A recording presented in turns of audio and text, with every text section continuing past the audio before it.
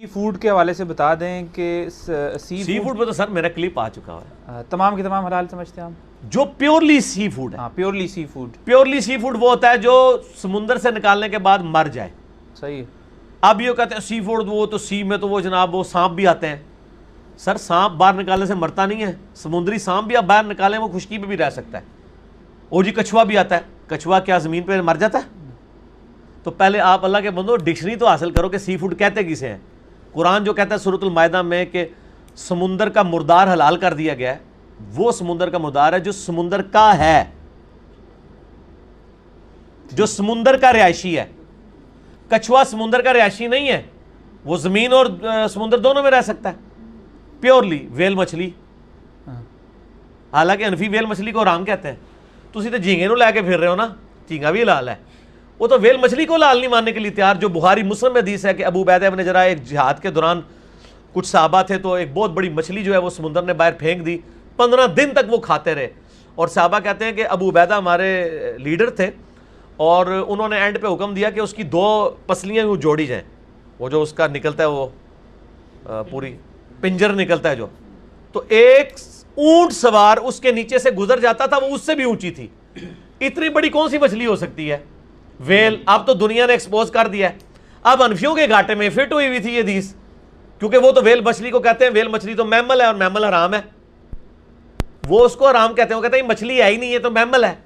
ہم پوچھتے ہیں یہ حضرت ابو عبیدہ کے لیے جو مچھلی آئی تھی یہ کون سی تھی؟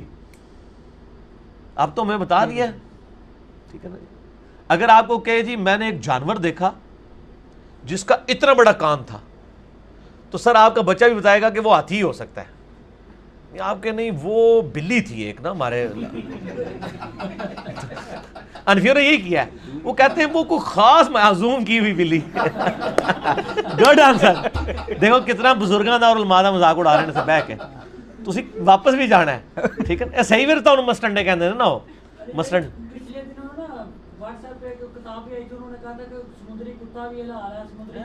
سمندری کتا کون سا یار؟ گھوڑا، سمندری گھوڑا. دیکھیں مسئلہ یہ ہے جو جانور باہر نکل کے مر جائے. اچھا میں آپ کو یہ بتاؤں، ٹھیک ہے، میں آپ کو یہ بتاؤں کہ کچھ جانور جو ہے نا سمندر سے نکل کے 5 منٹ بعد مر جاتے ہیں، کچھ 5 گھنٹے تک بھی زندہ رہتے ہیں. ایون ویل مچھلی 8 اور 10 گھنٹے وہ دیکھتے نہیں گور ہے اس کے اور بالٹیاں پھینکتے رہتے ہیں، پھر وہ زندہ ہو جاتی ہے، وہ مرتی ہی نہیں ہے. کیکڑا ہے، یہ بھی کچھ عرصے بعد مر جاتا ہے، یہ بھی پیورلی سمندری جانور ہے. سر تسی تو کھادے بھی ہوئے نا کیکڑے؟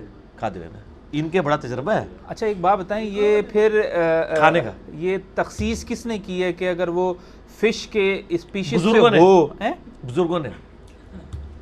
تو قرآن و حدیث میں تو ایسی کوئی تخصیص نہیں. اور بزرگ بھی ایک فقہ حنفی کے جو سو کالڈ ان کے اپنے جو ہیں، اور باقی کوئی تو شافعی تو کھاتے ہیں. اسی تو کہتے ہیں دیکھیں نا، وہ کہتے جب ہم ان کو کہتے ہیں یار انڈونیشین ملیشین جو ہیں یہ شافعی کیوں ہیں، وہ کہتے ہیں اصل میں نا ان کا ذریعہ معاش جو ہے اور وہ کھانا پینا مچھلیوں سے جڑا ہوا ہے، تو ان کی ہاں سارا آپ ہنس رہے ہیں.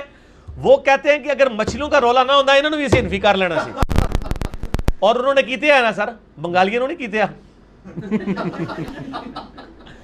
ویسے یقین کریں بنگالیوں کے سامنے اپنا مقدمہ رکھیں، ہو سکتا ہے بنگالی سارے کتاب و سنت پہ آ جائیں. اور الحمدللہ بنگالی آ بھی رہے ہیں.